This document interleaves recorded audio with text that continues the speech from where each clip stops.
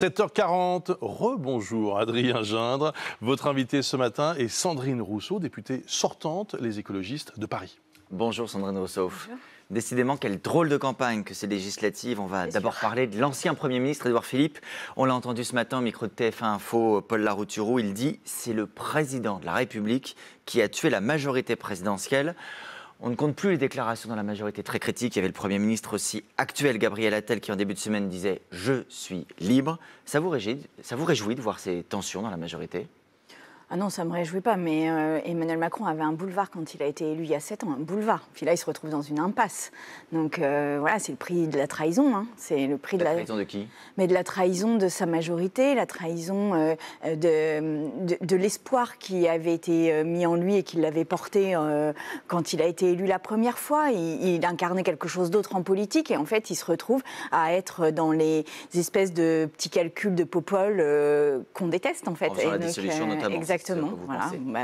Après, j'ai pas tellement d'émotion pour lui, mais voilà, je pense que ça dit quelque chose de ce qui est en train de se passer. Tout le monde le lâche. Personne ne comprend cette décision qui a quand même été prise dans les salons de l'Élysée, dans un espèce de huis clos dont on se demande vraiment en quoi il répond à une demande des Français et des Françaises. Maintenant, nous allons saisir cette campagne. Nous sommes prêts et nous allons tout faire pour gagner. Alors, parlons-en de faire en cette sorte campagne. que la vie des gens change. Avant de venir sur le fond, il y a aussi eu un autre fait de campagne hier, c'est l'agression sur le terrain d'un candidat du RN dans la Loire par un groupe de personnes cagoulées. Ça fait dire à Marine Le Pen que ce sont des milices d'ultra-gauche qui sont responsables de cette agression. Alors je précise que les faits ne sont pas encore clairement établis. Vous dites quoi ? Vous apportez pour le coup le soutien à ce candidat qui est mais il n'est pas possible d'avoir des violences vis-à-vis des élus d'aucune manière. D'aucune manière. C'est pas possible. Il n'y a pas de violence vis-à-vis des élus. On ne sait pas qui a fait ça. Il y a une enquête, d'après ce que j'ai compris, qui est en cours. Donc on laisse la justice faire. Et si ça vient de la gauche, ce dont je doute à ce jour, mais enfin, voilà, je ne connais pas toutes les personnes. Donc si ça vient de là, eh bien, je le condamnerai avec force. Vraiment, nous sommes dans une situation qui est extrêmement tendue. La tension dans le pays devient palpable.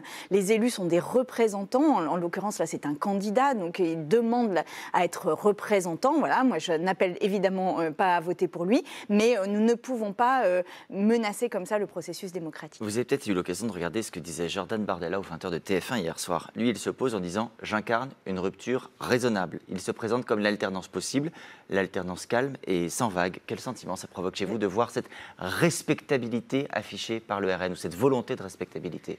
Déjà, je ne comprends pas le terme rupture raisonnable. Je ne sais pas, c'est une fêlure, on s'arrange, on se sépare, mais on s'arrange juste pour les enfants. Enfin, ça veut dire quoi, en fait, cette affaire-là ? Et puis, par ailleurs, le programme du Rassemblement national n'est pas dans la douceur, n'est pas dans le raisonnable. Au contraire, il est dans une discrimination portée dans toutes les politiques publiques. C'est la préférence nationale, c'est le fait il le répète à l'envi, de sortir des personnes qui ont une nationalité étrangère des logements. Ça veut dire mettre des familles à la rue, c'est supprimer les allocations des personnes qui n'ont pas la nationalité française. Ça veut dire que leurs enfants sont mis en danger à l'école et qu'ils sont... Ça tranche comme Sandrine Rousseau, pardon, dans la manière de faire campagne avec la manière dont la gauche est en particulier la France Insoumise, depuis plusieurs mois, agite le débat politique sur la question de l'antisémitisme. Vous avez vous-même, et je voudrais qu'on en reparle, été interpellé... Non mais on n'a pas fini, je vous interroge juste sur la manière de faire campagne. Vous avez vous-même été interpellé en marge d'un rassemblement pour dénoncer le viol de cette jeune fille à Courbevoie, atroce, assortie de salles juives notamment. La question qui vous a été posée était comment pouvez-vous être avec les gens de LFI, comment pouvez-vous être avec des antisémites ? Vous avez répondu, c'est très dur. Non, je n'ai pas répondu ça, je m'en suis expliqué déjà. Il n'y a pas d'antisémitisme structurel, je l'ai dit, à gauche. Nous ne sommes pas dans une idéologie de supériorité de certains humains par rapport à d'autres, contrairement au Rassemblement national qui postule l'idée qu'il y ait une espèce de hiérarchie, même une hiérarchie de race. Enfin, je veux dire, historiquement, c'est quand même ça, le Rassemblement national. Nous ne sommes pas là.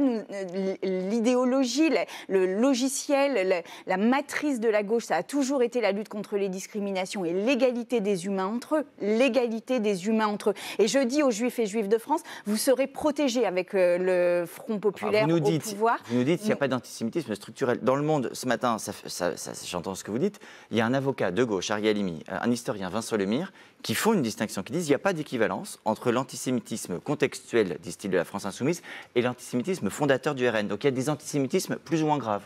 Non, il n'y a pas d'antisémitisme idéologique à gauche. Il y a eu des propos que je regrette, je m'en suis expliqué de nombreuses fois. Je pense que quand des propos blessent les concernés, il faut l'entendre, il faut revenir en arrière, il faut s'excuser. Mais je vais vous dire, moi, je lutte contre les violences sexuelles à l'intérieur des partis, et notamment des partis de gauche. Est-ce que quand je lutte contre les discriminations vis-à-vis des femmes, je suis dans des partis qui sont idéaux là-dessus? Non, nous avons des progrès à faire sur l'ensemble des discriminations. Pour autant, j'ai lutté, y compris dans l'adversité, y compris quand c'était difficile. Et je m'engage aujourd'hui, et je le dis avec force, je lutterai contre toutes les discriminations une fois que nous serons élus. Et si vous nous donnez la confiance suffisante pour aller au gouvernement, alors nous ferons un plan de lutte contre les discriminations et un plan de lutte contre l'antisémitisme avec un plan interministériel de lutte contre l'antisémitisme.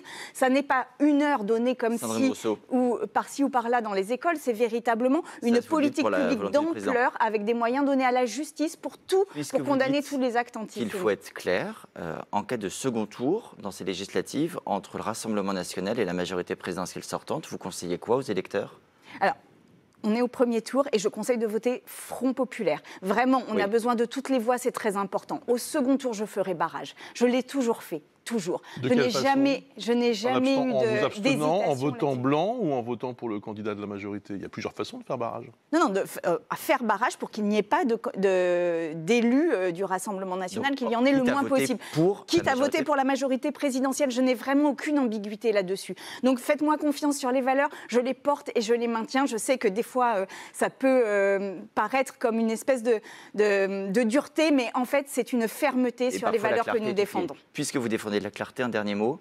Qui souhaitez-vous voir à Matignon pour représenter la gauche en cas de victoire de la gauche? Eh bien, nous proposerons un nom. Il n'y a jamais eu de nom de Premier ministre qui a été donné avant l'élection. Nous ne savions pas pour Jean Castex, nous ne savions pas.